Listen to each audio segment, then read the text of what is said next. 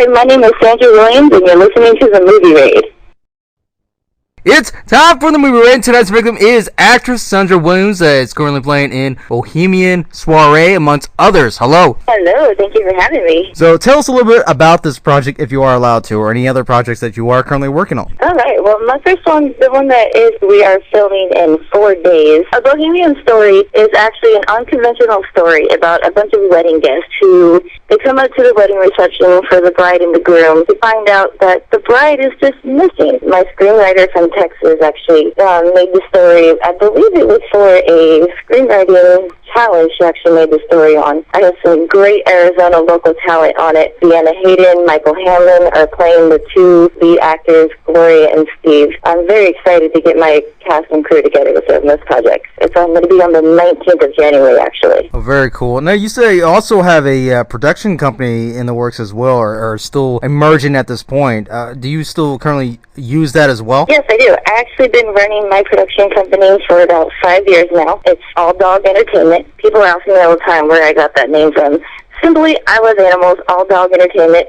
That's where I got the name from. The production company is based out of Phoenix. I actually kind of went silent for about a year or 2 with my production company, and then I started picking things back up again last year in 2019. And now I actually have 2 different crews in 2 different cities, one in Phoenix, one in Tucson, doing things, making movies how it should be. Now, do you use yourself as an example to continue to establish and accomplish, even though you have this production company, that you could actually just have other films going on and not be the actress in this? Do you think this is more as a step up and added to your career as well, even though you're even going outside? Does this still help you out as well? Yeah, it definitely does. You know, this is a step up, like you just said, from acting with the whole producing and the directing side. With the Bohemian Story, I'm actually going to be directing that piece. And then with my production company and the same writer as well, we're doing another piece called D After C. And it's a romance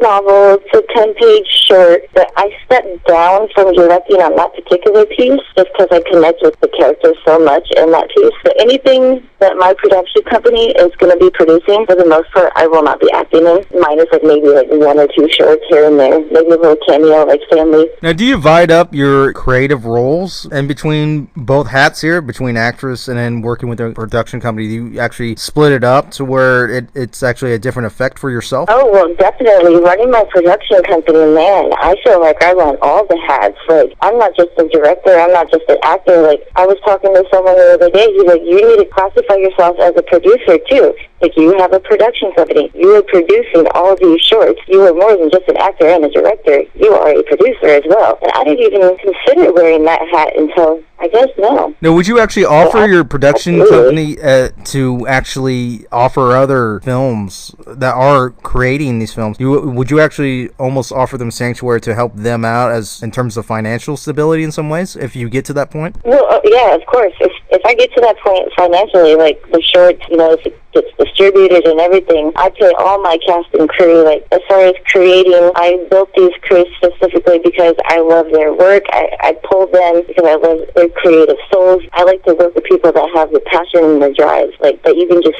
see it and hear it when they talk about it. But of course, as my production company, like if it takes off, I'm taking all my people with me. If you run a production company, there's so many tools that you can use in there as just being, I guess you want to call it CEO of the production company. Like, you wear all the hats, like you were saying. Like, you got the director's hat, you got the producer's hat, and then you got, the casting director's title, all of that, and incorporated with just running a production company. Like, it's a lot of work. It is.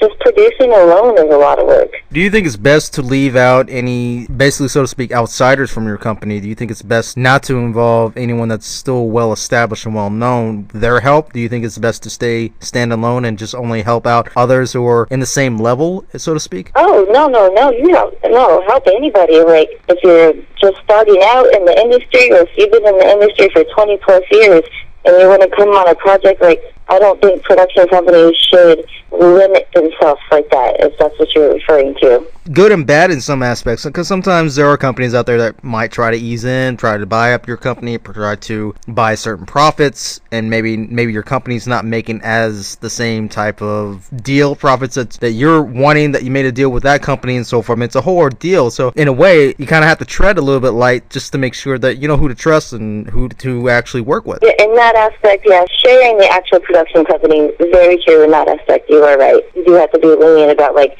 who you, I guess, give a little piece of your company to. But as far as like coming on as cast and crew, like it should be open to everybody. I think everybody should be given the chance. But in that aspect of being like part owner, I guess, you're right. You got to be a little leery. As far as the actingist perspective, do you think it's best to almost structure an emotion for a character, or combine pieces of other parts of the emotion, almost like an alternative to better your performance? Almost like instead of just going straight for one specific emotion for a character? As far as like how I necessarily prepare for a role in like acting gigs, I've done a little bit of Meisner training and started taking acting classes here and there. When I first started doing acting, I used to like obsess over the lines and like try to be that person. But you don't want to become that person. You want that person to evolve into who you are so you can really relate. And a lot of acting, I would say, is being in the now. Do not live in the past. Do not live in the future. You are right here, right now. Acting is being in the now, and doing is what I believe. A lot of acting is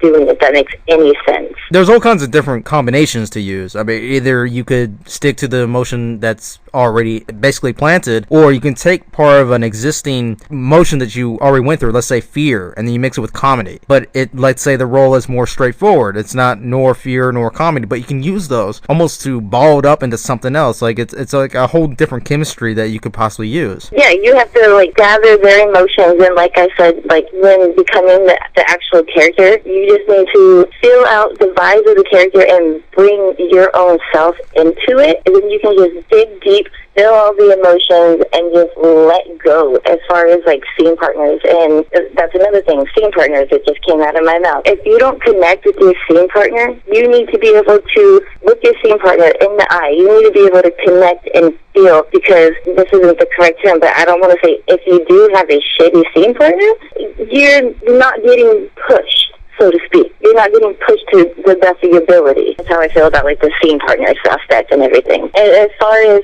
one of the projects that I have going on right now, E After C, which is the one that Chrissy wrote, I had mentioned that I stepped down as the director from that part to play the Chrissy role, just because I connected with that role so much. You know, like we're looking for our Dan and everything, and the Dan character, I feel like, let me tell you a little bit about E After C first. It's a 10-year relationship, a couple of back and forth, 10 years. Chrissy even had a marriage in between the 10-year relationship. I need to be able to, as Chrissy, connect with my Dan like that. And then one of the reasons why I stepped down as the director is because I want my director to be able to push me as Chrissy as well, my Dan character that we find. As an artist, when watching independent and other larger studio films, does viewing between the two, does it actually have a different influence on you, or even change the way of your perspective view on things as an actor, or even as a producer, or anything else that you might be involved in, watching between the two different, between known and independent film? Has it affect you in terms of influence between watching two different things? Does it influence you in a different way? 100%, definitely. As soon as I started doing filmmaking, like actually making my own films and just sitting and watching TV, I guess, you look at it completely different. You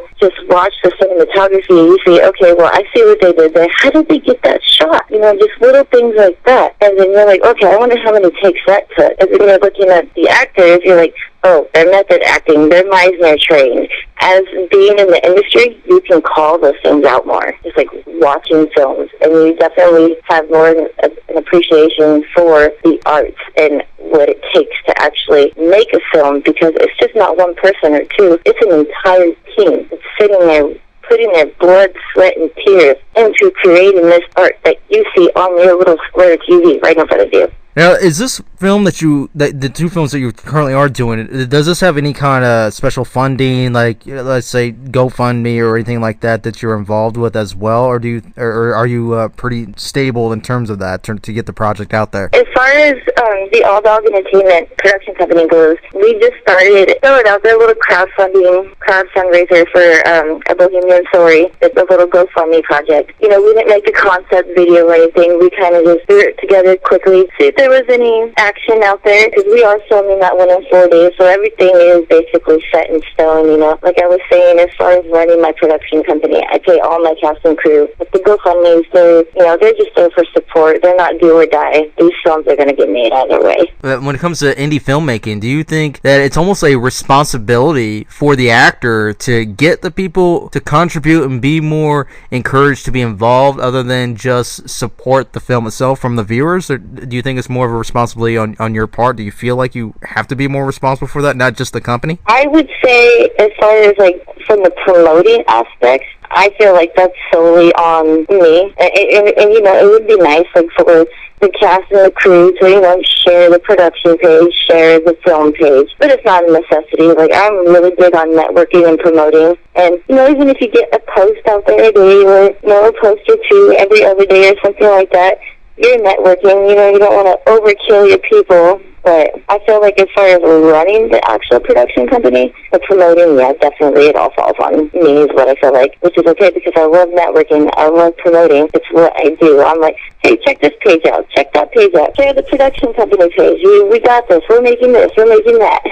Do you think right now is a good time to have the actual viewers to be fully a part of these types of films in terms of, you know, contributing to the money toward the projects and stuff like that? Do you think now is a good time to get them to actually feel a part of the movie themselves? Yeah, I completely agree. Like, especially now, time is ever, because, like I said, Bohemian Story is filming in 4 days. So I've had a few of my actors, you know, share the Bohemian page, and everyone as far as like the indie scene, like, they've been very supportive of the production company, what we're trying to do. My long-term goal as far as running the production company, like I said, I have 2 teams in 2 different cities. I just want to create art. I want to first start off with short films, do a couple short films, maybe like 1 or 2 a month, start pulling them out of the works, and then go on to feature films, like any of that. I'm not even opposed to my production company doing music videos. I want to do it all, honestly. If it comes to film, my production company will do it. Go ahead and plug in any websites or any other projects that we can check out right now. So, like I said, we got the FSC going on. We have a Bohemian Story. There's a few other things that's being worked out,